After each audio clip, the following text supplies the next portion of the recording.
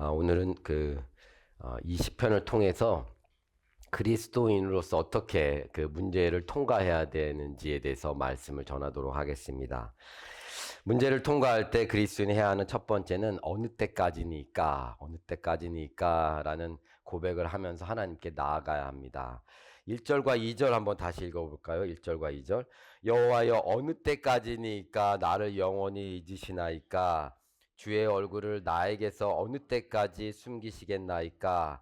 나의 영혼이 번민하고 종일토록 마음에 근심하기를 어느 때까지 하오며 내 원수가 나를 치며 자랑하기를 어느 때까지 하리까? 자, 이렇게 읽었듯이 오늘 시편에서 시편 기자는 How long, 언제까지니까? 라고 4번에 걸쳐서 이야기하고 있습니다. 4번에 걸쳐서. 얼마나 하나님께 그 도움을 구하고 있는지를 알 수 있습니다. 아주 간절히 하나님께 가슴이 타들어가는 심정으로 하나님께 구하고 있습니다. 그것이 뭐 자녀의 일일 수도 있고, 그것이 또 재정적인 문제일 수도 있고, 또 배우자의 관계, 또 일 속에서의 문제, 또 건강의 문제일 수도 있습니다. 우리에게는 문제가 떠나지 않습니다. 그런 상황이라면, 그런 삶을 우리가 살고 있다면 우리는 문제를 해결하기에 앞서서 문제를 통해서 다른 것을 우리는 바라보고 그것을 알아야 합니다. 그렇지 않습니까? 계속적으로 다른 문제가 반복적으로 생긴다면, 삶의 어려움과 불편함이 있다면 문제를 해결하려고 하는 것이 아니라 문제 뒤에 있는 것을 알고 그것을 나아가야 합니다. 여기에서 어느 때까지니까 라는 표현은 하나님의 무능력과 존재 여부를 알려고 하는 것이 아니고 거기에 대한 갈등이 아닙니다. 자신에게 한탄하는 마음이 있는 것입니다. 자신의 삶을 보니 너무 힘든 삶을 살고 있습니다. 슬픔과 답답함과 아픔이 있는 삶을 살고 있습니다. 그런데 이 시편 기자는 그 상황과 문제 속에서 하나님을 보고 있습니다. 우리가 하나님을 만날 수 있는 방법은 우리 마음속에 진정한 마음이 있어야 합니다. 하나님이여, 사슴이 시냇물을 찾기에 갈급함 같이 내 영혼이 하나님을 찾기에 갈급하나이다. 여러분은 주님을 얼마나 갈망하면서 살아가고 계십니까? 이것이 언제나 우리에게 풍부해야 합니다. 아마도 그 삶은 풍부하다면 문제보다 문제를 뛰어넘은 평화의 삶을 우리는 살고 있을 것입니다. 그것은 문제보다 더 큰 하나님을 알고 있기 때문입니다. 바라보고 있기 때문입니다. 하나님과 함께하며 하나님으로 충만하면 문제는 문제가 되지 않습니다. 문제가 없다는 것이 아니라 문제는 있지만 그 문제를 통해서 하나님의 크심과 하나님과 함께하고 있기 때문입니다. 두려워하지 말라, 내가 너와 함께하리 함이라. 놀라지 말라, 나는 내 하나님이 됨이라. 어느 때까지니까 라는 것은 기다림을 말합니다. 그렇죠. 어느 때까지니까 주님. 기다림은 어떤 것을 바라보는 것입니다. 어떤 것을 바라보는 것. 바라는 것이 없다면 기다림도 없습니다. 여기 시편 기자는 어려움에 대한 도움과 해결을 받기 위해서 기다리고 있습니다. 하나님과의 이런 씨름이 없다면 하나님과 함께하는 삶이 아닐 것입니다. 그래서 삶 속에서 우리의 문제는 이 기다림을 만들게 됩니다. 우리의 문제들은 주님 도와주소서, 어느 때까지니까 주님. 단순한 말이 아니라 그 하나님을 갈망하며 간절히 그의 도움을 구하는 것입니다. 이 고통의 시간을 통해서 우리는 더욱 하나님을 신뢰하게 됩니다. 여기에서 믿음이 있는 성도들을 말합니다. 믿음이 없다면 어느 때까지니까 라는 고백이 나오지 않습니다. 그리스도인은 문제를 통해서 더 큰 축복으로 나아가야 합니다. 그것이 무엇인지는 여러 가지로 나타나겠지만 무엇보다 중요한 것은 그 시간을 통해서 하나님과 진심으로 전심으로 함께하는 시간을 갖게 합니다. 쉽게 푸는 문제는 쉽게 잊혀지게 됩니다. 어렵게 푸는 문제는 기억에 남습니다. 그 신음을 통해서 하나님이 주시는 축복을 받게 됩니다. 그 신음은 우리를 더욱 단련시키게 됩니다. 하나님은 문제를 통해서 우리를 성장시키십니다. 하나님께서 문제를 사용하시는 데에는 여러 가지 목적이 있습니다. 그 중에 첫 번째 목적은 우리를 정결케 합니다. 우리를 깨끗하게 합니다. 이것은 우리에게 기본적인 죄의 본성이 있기 때문입니다. 물론 하나님께 기도하고 예배하며 또 하나님을 경외함으로 살아가시는 분도 있습니다. 그러나 그런 분들도 또한 새로운 하나님의 뜻과 또 하나님의 그 계획 안에서 성장을 위해서 반드시 문제와 어려움을 통해서 하나님을 만나서 그것을 통해서 성장하게 나아갑니다. 그 길을 만들게 됩니다. 그 역할은 자신의 죄를 확인하고 하나님께 다시 한번 올바른 마음을 갖게 하는 정화의 시간이 허락됩니다. 거룩으로 다시 나아가는 것입니다. 하나님께서 우리의 구원자이심을 다시 확인하는 시간이 됩니다. 자기의 죄를 숨기는 자는 형통하지 못하나 죄를 자복하고 버리는 자는 불쌍히 여김을 받으리라. 사실 문제는 근본적으로 죄와 연관이 있습니다. 우리의 문제는. 문제만 해결해 달라고 하기 전에 회개함으로 반드시 하나님 앞에 나아가는 시간이 있어야 합니다. 만일 우리가 우리의 죄를 자백하면 그는 미쁘시고 의로우사 우리 죄를 사하시며 우리를 모든 불의에서 깨끗하게 하실 것이요. 아멘. 하나님을 모시기 위해서 우리 안에 죄가 없어야 합니다. 문제가 있을 때 하나님께 구하러 오신다면 여러분들은 먼저 죄에 대한 온전한 회개 가운데 있어야 합니다. 그래야 하나님의 임재 안으로 들어가게 됩니다. 그리고 나서 하나님께 문제에 대한 도움을 구해야 합니다. 그 회개를 통해서 하나님과 같은 시선을 우리는 바라봐야 합니다. 그래야 하나님께서 인도하심을 알게 됩니다. 그 뒤에는 기다림을 통해서 하나님은 일을 하십니다. 그래서 우리는 하나님께 소망을 두는 것입니다.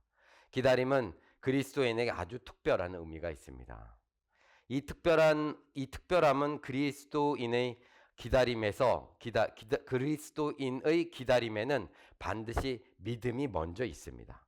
믿는 대상이 있고 그 믿는 대상에게 그 기다림으로 고하게 됩니다.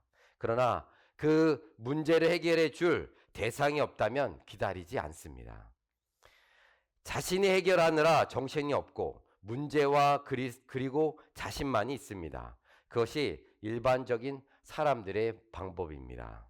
그러나 그리스도인의 기다림은 단순히 어떤 문제와 역경에 대한 도움과 해결뿐만 아니라 더 나아가 이 기다림을 통해서 믿음이 성장하게 됩니다. 궁극적인 소망을 품게 됩니다. 그래서 능력을 받게 됩니다. 그래서 그리스도인은 아주 특별한 기다림을 경험합니다. 그곳에서 고통과 역경은 있지만 또한 그 기다림에서 또 기대와 소망을 더욱 바라보게 되는 시간이 됩니다.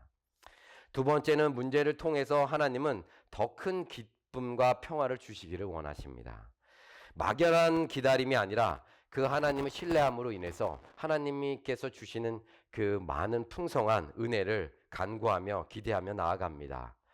저희 어머니께서 한 달 전쯤에 비행기 표를 사시고 한국에서 이제 기다리고 계시는데 너무 시간이 더디 간다고 저한테 말씀하십니다. 그런데 그 시간에는 기대함으로 느껴지는 그 감정이 있습니다. 설레임이 있는 것입니다. 기쁨이 있는 것입니다. 여행은 가기 전에 기쁩니다. 일단 여행을 떠나면 이제 여러 가지 문제가 발생을 합니다. 사실은 또 가족들끼리 여행하면은 그 기대감과 흥분은 점점 사라집니다. 뭐 당연히 그 여행 속에서 기쁨이 있습니다. 제가 하나님을 만날 때 문제가 제 삶 속에 있지만 그 하나님이 살아계심을 알고 그 하나님의 사랑을 알게 되니까 그 나를 사랑하신 하나님을 바라보면서 그 문제 속에서 기대감이 생겼습니다. 기쁨이 있습니다. 그것이 그리스도인이 가지고 있는 문제 속에서 누리는 기대와 기쁨입니다. 하나님께서 해결해 주신다는 신뢰함으로 믿음이 성장하게 됩니다. 그 하나님을 알고 있으니 세상이 두렵지 않는 것입니다. 그 뒤에 하나님이 이루셨으면 그때 하나님께 영광을 돌립니다. 이제는 한 단계 높은 곳에 위치하게 됩니다. 하나님과 함께하는 삶을 살아가게 됩니다. 이것이 믿음이 성장하는 단계입니다. 방법입니다. 그러므로 여기에서 우리의 필요는 세상의 삶 속에서 문제입니다. 우리는 문제가 있어야 합니다. 그리스도인은 문제를 다르게 바라봐야 한다는 것입니다. 문제를 통해서 더 큰 하나님의 은혜를 기대하며 또 기쁨으로 우리는 나아가야 합니다. 그런 여러분이 되기를 축원합니다. 아멘. 자, 그리고 나서 문제를 통과할 때 그리스도인이 해야 하는 두 번째는 자신의 눈이 밝혀져야 합니다. 자신의 눈이 밝혀져야 한다. 무슨 말인가요? 자신이 하나님께서 일을 하고 계심을 알고 있어야 한다는 것입니다. 자신의 눈을 열어 하나님을 믿게 하여 주소서라고 구하는 것입니다. 우리의 영안이 열려야 하나님이 일하고 계심을 알게 됩니다. 오늘 본문 3절에 하고 4절에 이렇게 말씀하죠. 여호와 내 하나님이여 나를 생각하사 응답하시고 나의 눈을 밝히소서. 두렵건대 내가 사망의 잠을 잘까 하오며 두렵건대 나의 원수가 이르기를 내가 그를 이겼다 할까 하오며 내가 흔들릴 때에 나의 대적들이 기뻐할까 하나이다. Light of my eyes, 나의 눈을 밝히소서라고 말씀합니다.